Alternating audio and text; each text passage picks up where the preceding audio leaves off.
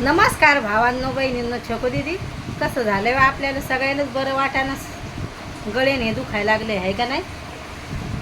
आता सोयाबीन वडी बनवली बरं वाटाना लय गरमी व्हायला लागली. आता स्वयंपाक चालू आहे. किती वाजलेत छको 11 वाजलेत का हो. येणी घालू वाटाना काहीच नाही कामं करू वाटाना. काल तर दिवसभर काहीच काम नव्हतं केलं. छको दीदीनं छको दीदीनंच रात्रीचा स्वयंपाक सकाळचे कामं सगळे कामं तिनंच केले. आज नाही तिला एवढे कामं करू दिले. म्हणजे आज तिला उशिरा उठले 9:30 वाजता उठले तिला. आज उठलेच नाही. आता झाली आता भैयाची शाळा चालू आहे ना गं. त्याच्या आता जाईन तर आता मग 5:30 वाजताची ड्युटी चालू होईन. आता गरमीनं लयच डोकं हे खाजवते स्वयंपाकाच्या घरातून आलं तर लय लगे. आता भैयाची चालली आंघोळ. टोपलंभर भांडी पडलेत आता डबल स्वयंपाकाचे. यायला जेवू घालते आणि सगळे भांडे समज घासते. मला लगे आता कामच करू वाटाना. छको दीदी म्हणते मी घासते. आता तिला टी व्ही बंद करायला लावली आणि सारखी ह्या सर्दीनं यानं डोळ्यात आग होती लगे. आता सोयाबीन वडी बनवून दिली. दोघा भावाला लय आवडते. दाजीला बनवली उडदाची डाळ. त्याला लय आवडते हिरव्या मिरच्यातली उडदाची डाळ. स्वयंपाक झाला आहे. आता ताईचा आता भांडे घासायचे जेवणं करायचे आणि मग काय काम नाही. आता भैयाचे कपडे धुवून टाकायचे.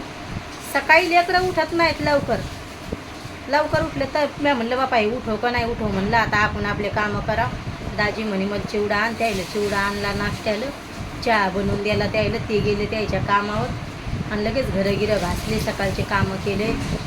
कपडे धुतले दाजीचे. मग हे भैयाचे यायचे जे कपडे होते ते धुवून टाकले भैयाचे कपडे आणि बसलेच नाही.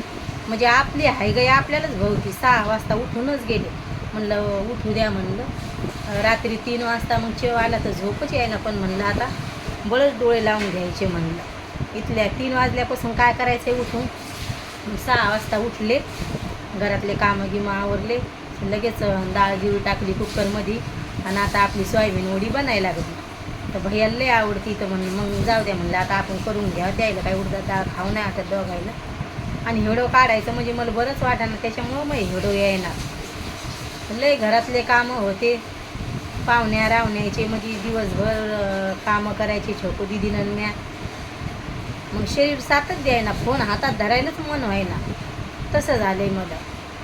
मग मला फोन पण असं वाटते सारखंच आरामच करावा. मला काम करायचा उल्हास नाही राहिला. छको दीदीनंच काल कामं केले आणि रात्री दाजी आली तर मग त्याला जेवण देऊ वाटत नव्हतं. पण त्याला हाताने घ्यायची सवय नाही. म्हणलं आपण जेवण नाही दिलं ते तसेच झोपून जाते. आपली भाजी ती मग आता आम्ही मीठ घेऊन भाजीत खाल्ले आहे छको दीदी. आणि पप्पा काय म्हणू लागले माहिती आहे का. लय खारट भाजी लागायली म्हणे. पण भाजी खारट नव्हती.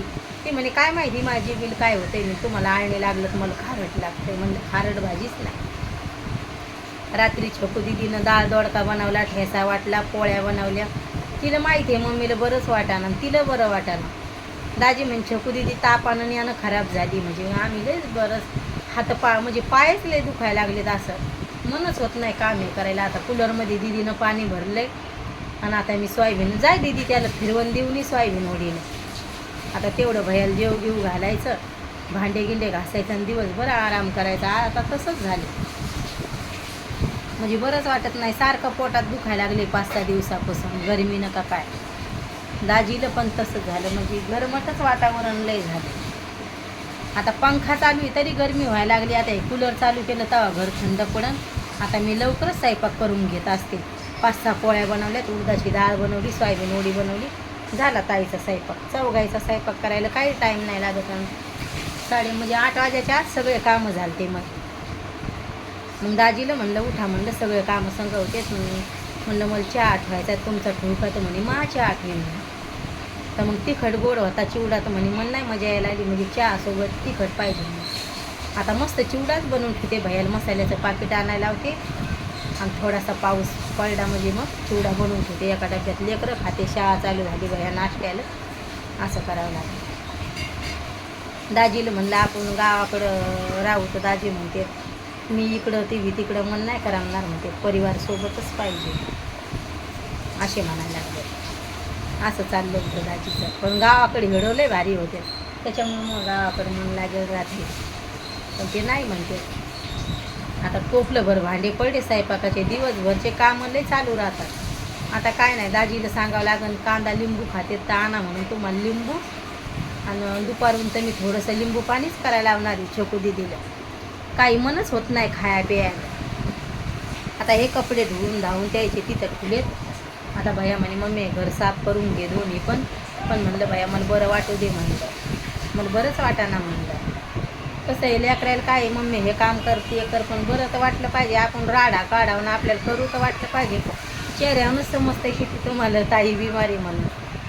असं व्हायला लागले मला फोन हात धरा, फोन पण घेऊ वाटाना हातात, आणि काहीच काम करू वाटाना, हेडो काढू वाटाना, घरातले कामं करू वाटाना. म्हणून ताईची 4-5 दिवसापासून जास्त करून हेडोच नाही आली, तब्येतच बरी राहिना. पण आज म्हणलं नाही, आता टाकूनच द्याव द्या म्हणलं. सगळे आपल्या हेडोचे वाट पाहतात, पण ताईला बरंच वाटाना तुमच्या. असं व्हायला गरमीनं का काय का वातावरण, असं सगळ्याचे गळेच दुखायला लागले. माझ्या आईला पण सर्दी ताप गळा दुखायला लागलाय. चला आईच्या मागं तर वदवत राहते, शेतातले कामं हे ते अख्खा उन्हाळाभर चालू होतं द्यायचं. सगळं भाजीपाला लावलं होता, तर मग त्याला उन्हाळाभर कामं. आता झाला लागण पावसाळा, तर पावसाळाभर कामं म्हणजे आईला विसावाच नव्हता. त्याच्यामुळं आई बिमार पडली. पण आम्हाला तसंच झाले, ती गामायला करायला दाजीला तसंच झाले सर्दी. त्याला तर जावंच लागते कामावर. आणि ते तरी बरं आहे, छकू दीदी घरातले कामं करू लागते. छकू दीदी उन्हाळ्याच्या सुट्टीत येईल, लय कामं सांभाळले. काल तर माझ्या लेकरांना मला दिवसभर कामं नाही करू दिलेले. म्हणे राहू दे मम्मी तुझी शेण आलाय, घरातले कामं करू राहू दे म्हणे मम्मी. काहीच नाही करू दिलं. आता त्याला जेवू घालते, तेवढे भांडे लय मोठे भांडे ती म्हणते मी घासते, पण ती नाही घासू देणार. तुमच्या ताईनं येणी पण नाही घातेलं, काहीच नाही. चहा पिऊ वाटाना, काही खाऊ पिऊ वाटाना, काहीच नाही. काही थंड आणून खावा तर गळे दुखायला लागले. असं झालं आहे आम्हाला सगळ्याला, असंच झालं. हडो कसा वाटते नक्की सांगा भावांनो बहिणींनो. बाय भावांनो बहिणींनो, भेटते उद्याच्या हडो.